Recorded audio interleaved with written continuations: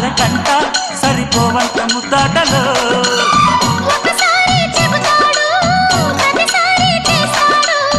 అంటూనే చీపాడు అందంతో రాపాడు